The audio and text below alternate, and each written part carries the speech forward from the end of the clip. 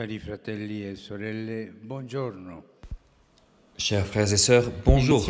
Nous écoutons la catéchèse du pape François à Rome le 29 janvier 2020. Nous commençons aujourd'hui une série de catéchèses sur les béatitudes dans l'évangile de Matthieu. Ce texte ouvre le discours sur la montagne qui a illuminé la vie des croyants et même de nombreux non-croyants. Il est difficile de ne pas être touché par ces paroles de Jésus et il est bon ce désir de mieux les saisir, de mieux les accueillir plus pleinement. Les béatitudes contiennent la carte d'identité du chrétien. C'est notre carte d'identité parce qu'elle trace le visage de Jésus lui-même, son style de vie. Nous encadrons globalement maintenant ces paroles de Jésus. Dans les prochaines catéchèses, nous commenterons chacune des béatitudes. Il est avant tout important de voir comment advient la proclamation de ce message. Jésus, en voyant les foules qui le suivent, monte sur la douce pente qui entoure le lac de Galilée.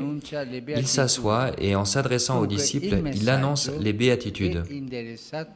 Le message est donc adressé aux disciples, mais à l'horizon, il y a les foules, c'est-à-dire toute l'humanité. C'est un message pour toute l'humanité. En outre, la colline, la montagne, renvoie au Sinaï,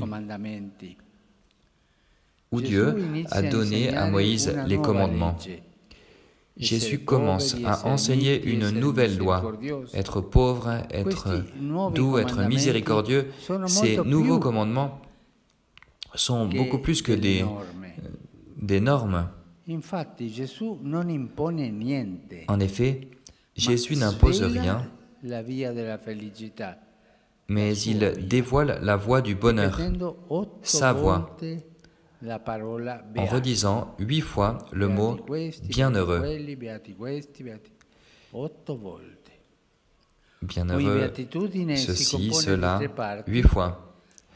Chaque béatitude se compose en 3 parties. D'abord, il y a le mot « heureux », ensuite la situation dans laquelle se trouvent ces bienheureux, la pauvreté d'esprit, l'affliction, la faim, la soif de justice, etc.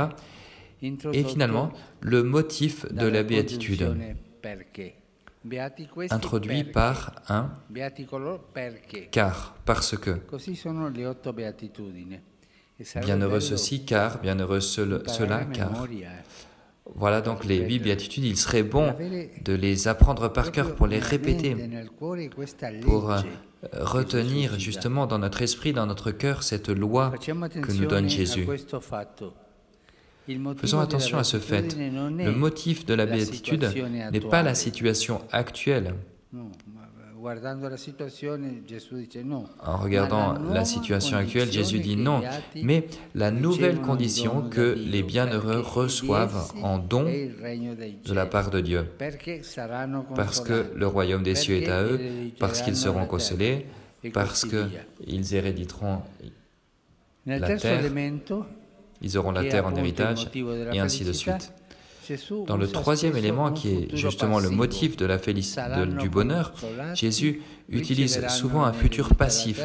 Ils seront consolés, ils recevront la terre en héritage, ils seront rassasiés, ils seront pardonnés, ils seront appelés fils de Dieu. Mais que veut dire le mot bienheureux? Parce que chacune des 8 béatitudes commence par le mot bienheureux, heureux. Le terme d'origine ne parle pas de quelqu'un qui a le ventre plein ou qui a une vie facile. Non, il s'agit d'une personne qui est dans une condition de grâce, qui grandit dans la grâce de Dieu et qui avance sur le chemin de Dieu. La patience, la pauvreté, le service des autres, la consolation. Ceux qui avancent sur ces choses-là sont heureux, ils seront heureux. Dieu, pour se donner à nous, choisit souvent des routes impensables, peut-être celles de nos limites, de nos pleurs, de nos défaites.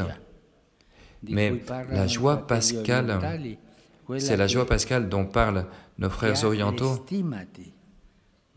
celle qui a les stigmates, mais est vivante, qui a traversé la mort, qui a fait l'expérience de la puissance de Dieu.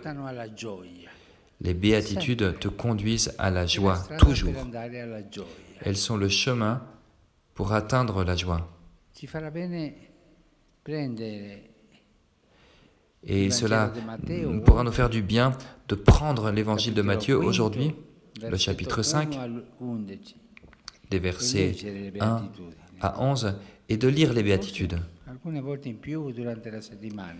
Peut-être une autre fois aussi durant la semaine, pour comprendre cette route si belle et si sûre du bonheur que le Seigneur nous propose. Merci.